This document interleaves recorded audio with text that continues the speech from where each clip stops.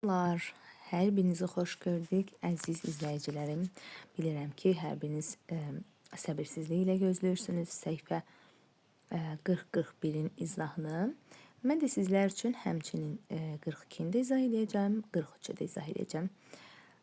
Və inanıram ki, hər biriniz üçün hər zamanki kimi maraqlı olacaq. Bugün dərsimiz yerin bərk təbəqəsi necə hərəkət edir mövzusu olacaq. Bundan əvvəlki dərslərimizlə bağlıdır. Zəlzələnin litosfer tavalarının nə olduğunu, litosfer tavalarının hərəkətlərindən danışmışdıq. Zəlzələ necə baş verir? Yəni, çox maraqlı bir bölmənin növbəti dərsindəyik uşaqlar. Yerin bərk təbəqəsi necə hərəkət edir mövzusudur. İlk öncə oxuyaq görək litosfer nə edilir? Litosfer nədir və litosfer tavalары nədir? Deməli, litosfer təbəqəsi bütöv deyil və müxtəlif iri çatlara bölünür, parçalara bölünür. Bu parçalar litosfer tavalar və ya tektonik tavalar adlanır.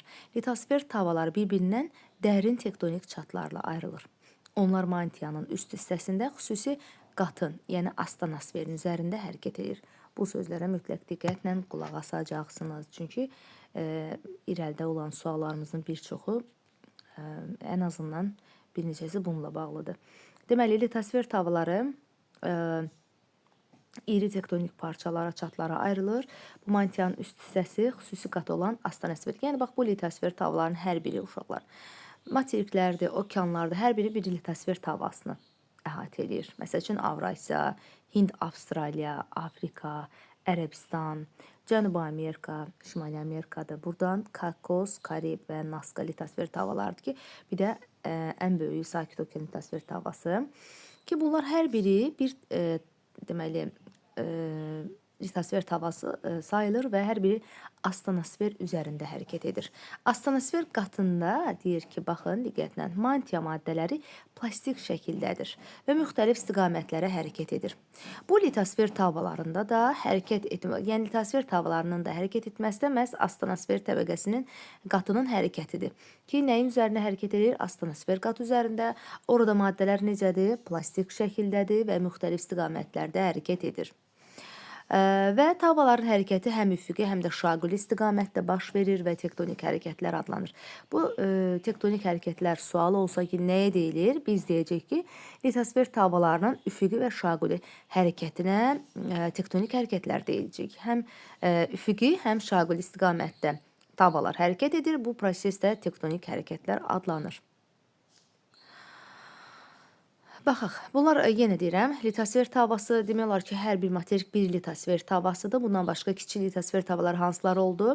Xahiş edirəm, dərsimizə diqqətli şəkildə qulaq asın. İndidən izah edirəm ki, indidən bir daha xatırladıram ki, dərsimizə çalışın ki, izah etmə bölməsinə diqqətlə qulaq asın. Siz sualların cavabını özünüz verəcəksiniz. Burada qeyri-adi bir şey yoxdur. Mən sizə sadəcə yol göstərirəm. Çalışmayın ki, ancaq cavablar olan hissəsinə verəsiniz, orada ancaq qulaq asasınız və cavabları kopyalayıb yazasınız. Heç sevmədiyim bir şeydir və məqsədim də bu deyil təbii ki. Sualların cavabını verməzdən öncə dərsimizi davam edək. Deməli, litosfer tavalarının hərəkəti, əksəriyyəti həm kontinent, həm okean. Kontinent nə idi? Biz demişdik, materik tipli yer qabığıdır, həm də okean yer qabığını əhatə eləyir. Onların hərəkəti yer səthində müxtəlif proseslərin baş verməsinə səbəb olur. Bu proseslər relyef formalarını yaradır, su hövzələrinin, sahələrinin dəyişməsi, yerin quru və su sahələrinin meydana gəlməsi ilə nəticələnir. Deməli, burada sizə bir şey də izah eləmək istəyirəm. Dəyərli dostlar, qulaq asaq bura. Bəzi litosfer tavalar var ki, uşaqlar həm quru, həm su səthindən ibarətdir. Həm quru, baxın, həm su, Avrasiya. Həm su var, həm quru var. Və yaxud da ki, Hind, Avstraliya deyək. Bir hissəsində quru, yəni materik tipli yer qabığı var. Biraz da okean tipli yer qabığı var. Və yaxud da Afrika olsun, və yaxud da Şimali Cənubi Amerika fərq eləməz. Bunların hər birini görə bilirik, düzdürmü? Və bizdən ancaq okean tipli yer qabığı soruşulsa biz nə eləyəcəyik? Mən sualları cavablandıran da bir də xəritəyə qayıtmayacağım. Ona görə xəritəni diqqətlə izah edirəm ki, sualların cavabında artıq siz söhbəti tutacaqsınız ki, nə demək istəyirəm. Bəzi litosfer tavalar var ki, ancaq okean tipli yer qabığına malikdir. Məsəl üçün, böyük litosfer tavalarından, hansı ki böyük deyəndə Avrasiya, Afrika, Cənubi Amerika, Şimali Amerika və Sakit Okean, bir də Hind, Avstraliya. Bax, bu litosfer tavalarına yazıq Antarktidanı unduruq. Burada da Antarktida litosfer tavası var. Bu litosfer tavalarından Sakit Okean ancaq okean tipli yer qabığına. Diqqətlə baxsaq, burada quru sahəsi yoxdur. Yəni, kontinent yoxdur. Ancaq okean tipli yer qabığından ibarətdir. Amma digər litosfer tavalары böyüklərdən söhbət gedir. Həm materik, həm okean tipli yer qabığından ibarətdir. Kiçik litosfer tavalarından, məsəl üçün, Ərəbistan, Filippin, Kokos, Karin və Naska. Bu litosfer tavalары, uşaqlar, bunlardan isə Ərəbistan yalnız materik tipli yer qabığına malikdir. Əgər diqqətiniz məndə oldusa, çətin bir söz demədim. Sakit Okean yalnız okean tipli yer qabığına, Ərəbistan isə yalnız materik tipli yer qabığına malikdir. Ona görə də sualımızın cavabını artıq indidən demiş olduq. Amma Filippindir, Kokosdur, Karibdir, Naska, bunlar ancaq okean tipli yer qabığından ibarət uşaqlar. Kiçiklərdən ancaq Ərəbistandır materik tipli yer qabığı. Yalnız və yalnız materik tipli yer qabığından ibarətdir bu arada. Litosfer tavalarının hərəkəti həm kontinent dedik ki, həm də okean tipli yer qabığına əhatə edir. Onların hərəkəti yer səthinə müxtəlif proseslərin baş verməsinə səbəb olur. Bu proseslər relyef formalarını yaradır, su hövzələrinin sahələrinin dəyişməsi, bayaq dediyimiz kimi yeni quru və su sahələrinin meydana gəlməsinə, yəni su sahələri, bəzi hövzələr var ki, azala bilər və yaxud da arta bilər. Yeni quru sahəsi yarana bilər, yeni dağlar, su sahələri meydana gəlməsilə nəticələnə bilər həmin o litosfer tavalarının hərəkəti. Uşaqlar, litosfer nəyə deyilir? Litosfer yerin bərk təbəqəsidir, üst bərk təbəqəsidir. Elə litosfer Yunan dilində də tərcümədə daş, sfera təbəqə deməkdir. Onun qalınlığı 90-250 kilometr arasında dəyişir. Deməli, litosferin qalınlığı 90-250 kilometr arasında dəyişir dedik. Baxırıq həqiqətən şəkildə də uşaqlar, bayaq dediyimiz kimi litosfer tavalары astenosfer üzərində hərəkət eləyir. Hansı təbəqə üzərində hərəkət eləyəcək? Astenosfer üzərində yumşaq plastik maddədən ibarət astenosfer üzərində hərəkət eləyir. Çox rahatlıqla həm üfüqi, həm şaquli hərəkət eləyə bilər. Litosferin qalınlığı nə qədər oldu? Təbii ki, 90-250 kilometr qalınlığı. Litosfer sözünün də mənası litos daş, sfera təbəqə, yerin təbəqələrindən biridir litosfer, özdə bərk təbəqəsidir, üst bərk təbəqəsi. Deməli, bu arada litosfer yer qabığı və üst mantiya. Deməli, yer qabığı, üstə gəl, üst mantiya. İkisi birlikdə uşaqlar yaradır litosferi. İkisi birlikdə litosfer təbəqəsini, yəni yalnız materik, yalnız litosfer, üzr istəyirəm, yalnız mantiya deyil, nə də yalnız yer qabığı deyil. İkisinin birlikdə, üst mantiya ilə yer qabığının birlikdə əmələ gətirdiyi təbəqə litosfer təbəqəsidir uşaqlar. Burada diqqətlə baxsaq, kontinent yer qabığı göstərilibdir. Litosferin kontinent yer qabığında qalınlığına da baxaq. Okean tipli yer qabığında da qalınlığına baxırıq. Nazik olmanın səbəbi odur ki, yadınızdadırsa keçmişdik uşaqlar. Qranit qat, okean tipli yer qabığında qranit qat yoxdur, qranit təbəqə yoxdur. Amma materik tipli yer qabığında bazalt, ortada qranit, üstdə isə çökmə qatdan ibarətdir. Bunlar üçü də olduğu üçün okean tipli yer qabığı, yəni daha doğrusu materik tipli yer qabığı, kontinent yer qabığı qalındır. Okean tipli yer qabığında isə qranit qat olmadığı üçün nazik sayılır. Bu sualların cavablarını verəcəm. Gəlin izah etmə bölməsinə də baxaq uşaqlar. Yer kürəsində quru və su səthi milyon illər əvvəl tamamilə başqa cür olmuşdu. İndiki qitə və okeanlar tektonik hərəkətlər nəticəsində formalaşmışdı. Deməli, burada qitə və okeanlara baxsaq, ilk öncə ilk quru sahəsindən danışacağıq. İlk quru sahəsi uşaqlar Pangeya adlanır və yəni buna supermaterik adı da verilir, Pangeya adı. İlk okean isə Pantalasdır. Hələ yəni əvvəl 225 milyon il əvvəl bütövlükdə olubdu quru sahəsi. Ayrılıqda bu materiklərdən ibarət olmayıb. Nə də okeanlar ayrılıqda olmayıb. Hamısı Pantalas adı altında dördü də bitişik olubdu. Sonra uşaqlar 135 milyon il əvvəl isə artıq Pangeya bölündü iki yerə. Lavrasiya və Gondvanaya. Burada ikisinin arasında hansı okean əmələ gəldi? Tetis okeanı. Bura diqqətlə qulaq asırsınız. İndiki Tetis okeanının qalıqları uşaqlar hal-hazırda məsəl üçün Qara, Aralıq, hətta Xəzər dənizi, burada Xəzər dənizi yerləşir, bura Aralıqdır, biraz yuxarıda Qara dənizdir. Bunlar deməli Tetis okeanın qalıqlarıdır bu arada, yəni xatırlatma olsun. Daha sonra 65 milyon il əvvəl artıq gördüyünüz kimi getdikcə ayrılıb bütün materiklər, okeanlar bir-birlərindən ayrılıb və artıq hazırki vəziyyətinə görə litosfer havaları artıq 6 materikə və 4 okeana bölünmüşdü. Və nədən danışacağıq? İndi hal-hazırki vəziyyətdə bəli, bax bu A şəklində 225 milyon il əvvəldən indiki dövrümüzə qədər materik və okeanların formasının dəyişməsini görürük. Yer səthində baş verən, yerin relyefində baş verən dəyişiklikləri görə bilirik. Deməli, Pangeya əvvəlki quru sahəsidir, vahid quru parçası, Pantalas vahid su sahəsidir. Daha sonra Pangeya iki yerə bölündü, Lavrasiya və Gondvanaya. Lavrasiya qurusuna daxil olan materiklər hansılardır? Burada diqqətlə qulaq asmalısınız uşaqlar. Bura indiki Şimali Amerika və bura Avrasiyadır. Deməli, Lavrasiya quru sahəsinə hansı materiklər daxildir desək, Şimali Amerika ilə Avrasiya. Bəs Gondvanaya uşaqlar? Gondvanayada təbii ki, Cənubi Amerika, Afrika, deməli, aşağıdakı Cənubi Amerikadır, Afrikadır, Avstraliyadır və Antarktida litosfer havalarıdır ki, bunlar Gondvana qurusunun tərkibinə daxildir. Uşaqlar, bu arada bir şey dediyim sizin üçün xatırladım, çünki cavablarda, daha doğrusu suallar bölməsində suallarımızın cavablarından biri bu ola bilər ki, deməli, Afrika litosfer havalarından əvvəl, yəni hələ hal-hazırdakı vəziyyətdən danışmıram, əvvəlki vəziyyətə görə, bax, bu indiki Ərəbistan və Hindistan yarımadaları əvvəl Afrikaya bitişik olublar uşaqlar. Yəni, Lavrasiya üçün yad platformalar desək, Lavrasiya üçün yad quru sahələri hansılardır desək, təbii ki, Ərəbistan və Hindistan yarımadalarını göstərə bilərik. 20-ci əsrdə Alman alimi Wegener, Alfred Wegener, milyon illər əvvəl yer kürəsinin bir qurudan və bir okeandan ibarət olduğunu söylədi. Supermaterik Pangeya və okean Pantalas. Talas da gördüyünüz kimi dəniz sözünə götürülübdür. Geo isə yer, ümumiyyətcə coğrafiyanın mənasında da, coğrafi sözünün mənasında da bunu demişdik.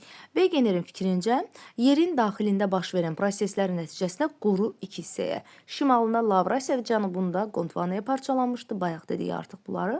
Təqribən 130-150 milyon il əvvəl Gondvanadan cənub qitələri, Lavrasiyadan şimal qitələri yaranmışdır uşaqlar. İndi suallarımızın cavablarına keçəcəyik. Gəlin dərsimizin davamına da baxaq. Çox maraqlı dərsdir. Təbii ki, bunlar hamısı bir fərziyyələrdir, bir nəzəriyyələrdir. Amma yəni təsdiqini tapmış deyərdik də, nəzəriyyələrdə daha məntiqlidir. Seysmik qurşaqlar litosfer havalarının sərhəd zonalarıdır uşaqlar. Bax, bu litosfer havalarıdır. Seysmik qurşaqlar deyəndə həmin litosfer havalarının ayrılma və yaxud da toqquşma sərhədləri nəzərdə tutulur. Seysmik qurşaqlar deməli yer səthinin 1000 kilometrlərlə məsafədə uzanaraq böyük əraziləri əhatə edir. Burada seysmik fəallığın səbəbi havaların sərhədi boyu keçən dərin tektonik çatlardır. Bu çatların üzərində böyük dağ qurşaqları, okean çökəklikləri yerləşir. Yerdə ən böyük seysmik qurşaqlar Sakit Okean odlu qövsü və Alp-Himalay qırışıqlığıdır uşaqlar. Bunu da burada bu şəkildə görə bilərik. Burada Afrika, Ərəbistan, Hind, Avstraliya və Avrasiya litosfer havalarının toqquşması nəticəsində Alp-Himalay qırışıqlığı yaranıb, qurşağı və burada Sakit Okean odlu qövsü. Bu da uşaqlar Şimali Amerika Ant-Kardiler sahillərdir, bir də Sakit Okean odlu qövsü, baxın burada Avrasiyadır, bax bu hissələrdir, bura Avrasiyadır və Hind-Avstraliya litosfer havaları və Sakit Okeanın ayrılması və toqquşması nəticəsində burada baş verən qırışıqlıqdır və yaxud da ən, belə deyək də, yer səthində ən aktiv seysmik qurşaqlar sayılır. Sakit Okean odlu qövsü eyni adlı okeanın Amerika və Asiya sahillərini əhatə edir. Dünyada baş verən zəlzələlərin 80% və tsunamilər demək olar ki, hamısı burada müşahidə edilir. Alp-Himalay qurşağı Aralıq dənizindən Himalay dağlarına qədər uzanan dağ sistemlərini təşkil edir. Okeanların dibində dərin tektonik çatlar vardır. Bu çatlar boyu böyük dağ silsilələri uzanır. Hansı silsilələrdən danışırıq? Baxın uşaqlar, deməli iki okean litosfer havaları ayrıla bilər və ayrıldığı zonada tektonik çatlar əmələ gəlir ki, burada da okeanın dibində dağ silsilələri yaranır. Halbuki bəlkə də təsəvvür eləyə bilmirdiniz ki, dağlar okeanın dibində də ola bilər. Biz ancaq dağları quruda təsəvvür eləyirik. Məsəl üçün, Qafqaz dağları ən azından Azərbaycanda yerləşir, bilirik. Amma halbuki Alp-Himalaydır, Qafqaz dağları olsun, burada Alp dağlarıdır, Karpat dağlarıdır və s. Bu dağlar eləcə də buradan Kordilyer və Ant dağlarını göstərə bilərik. Bunlar quruda olan dağlar olduğuna baxmayaraq, okeanda da baxın bu tektonik çatlar boyunca Orta okean dağ silsilələri, yəni böyük dağ silsilələri çatlar boyu uzanır. Hətta bir şey də xatırladım sizə ki, uşaqlar. Həmin o dağların zirvələri bəzən yer səthinə çıxdığı halda yaradır, deməli, vulkanik adalar. Məsəl üçün İslandiya, hər biriniz yəqin ki eşitmisiniz, ən azından ölkə olaraq tanıyırsınız. İslandiya həmin o tektonik çat üzərində yerləşir və o da bir vulkanik dağ hesab edilir. Daha sonra uşaqlar, burada deməli xüsusi qeyd etməli olduğumuz nələr olacaq? Ən böyük, yəni yerdə ən böyük seysmik qurşaqlar Sakit Okean və Alp Himalay qurşağıdır. Sakit Okean odlu qövsü Amerika, Asiya sahillərini əhatə edir. Eyni zamanda Sakit Okeanı bayaq göstərdiyim kimi burada Avrasiya, yəni Asiya sahilləridir. Bu hissə isə Amerika sahilləridir. Bura Sakit Okean odlu qövs adlanır. Amma digər materiklərin də toqquşmasından burada Alp Himalay qurşağı da yaranır. Daha sonra dünyada baş verən zəlzələlərin 80% və tsunamilər demək olar hamısı burada müşahidə edilir uşaqlar. Alp Himalay qurşağı isə Aralıq dənizindən Himalay dağlarına qədər. Bura Aralıq dənizidir və burada Himalay dağları. Bura qədər Alp Himalay qırışıqlığı uşaqlar davam eləyir. Yəni yer kürəsinin ən təhlükəli, ən seysmik cəhətdən aktiv əraziləridir bunlar. Okeanların dibində də dərin tektonik çatlar var. Bu çatlar boyu düşünün ki, bu tektonik çatdır. Burada ayrılma baş verir. O çat boyunca da magma yer səthinə doğru gəlir, püskürür və okean dibində dağlar əmələ gəlir. Bunu təsəvvür edəndə həqiqətən çox təhlükəli təbiət hadisəsi olduğunu müşahidə edə bilərik uşaqlar. Keçək suallarımızın cavablarına. Bura qədər dinlədiyiniz üçün təşəkkür edirəm, amma bundan sonranı çalışın özünüz işləyin. Hər zaman mənim sizə məsləhətim odur ki, ilk öncə özünüz işləyin. Dərsimizə diqqətlə qulaq asan tapşırıqları işləyin. Ondan sonra mənim dərsimə qulaq asaraq siz sadəcə doğru və yaxud da yanlış etdiyinizi yoxlaya bilərsiniz. Dərhal keçirik cavablara, daha doğrusu suallarımıza. A şəklinə əsasən suallara cavab verin, cədvəli tamamlayın. Siz cədvəli öz qarşınızda artıq görürsünüz. Mən sizə cədvəl şəklində çəkməsəm də, amma cədvəlimizdə deməli Cənubi Amerika litosfer tavası. Ümumiyyətlə litosfer tavaların hərəkət istiqamətlərinə baxsaq, Cənubi Amerika, yəni ox işarələrinə baxın uşaqlar. Bayaq litosfer tavaların xəritəsini göstərdim, orada izahat verdim. Düzdür, burasını unutdum, izah etmədim. Yəni hansı istiqamət hərəkət etdiklərini oxlar üzrə görə bilərsiniz. Deməli 3 litosfer tavasıdır ki, Cənubi Amerika, Şimali Amerika və Sakit Okean, bunlar qərb istiqamətdə gedirlər uşaqlar. Deməli, Sakit Okean şimal-qərbə, eləcə də Şimali Amerika şimal-qərbə, Cənubi Amerika qərb istiqamətdə hərəkət edirlər. Afrika, Avstraliya şimal-şərqə, bunlar demək olar ki, şərq istiqamətinə gedirlər. Avrasiyada cənub-şərq istiqamətinə hərəkət eləyərək bu istiqamətə yəni hərəkətlərini görə bilərik. B variantında hansı litosfer tavaları yalnız okean yer qabığından ibarətdir? Bayaqları izahda da dedik ki, Sakit Okean, Nazca, Kokos və Filipin böyük litosfer tavalarından Sakit Okean, kiçiklərdən bir dənə Ərəbistandan başqa digərləri hamısı okean tipli yer qabığından təşkil olunub, digərləri kontinent. Digərlərində həm okean, həm materik var. Bir dənə Ərəbistandan başqa bayaq demişdim. Hansı okeanların sahəsi tədricən kiçilir və ya böyüyür? Bunları da nə ilə izah edə bilərik uşaqlar?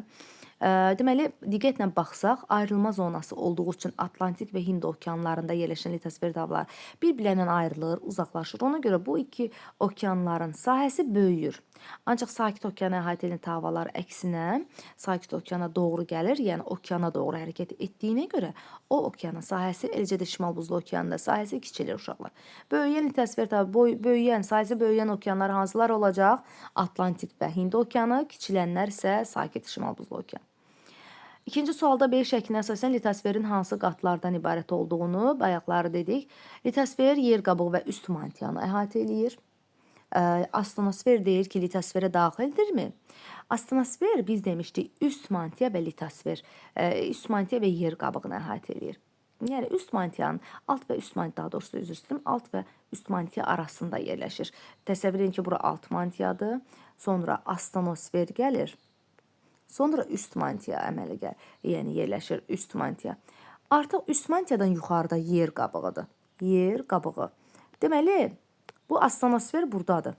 Amma litosfer hansını əhatə edir? Litosfer üst mantiya və yer qabığını əhatə edir. Gördüyünüz kimi, deməli litosferə uşaqlar astronosfer qatı litosferə daxil deyil. Səbəbi də bu qədər sadə.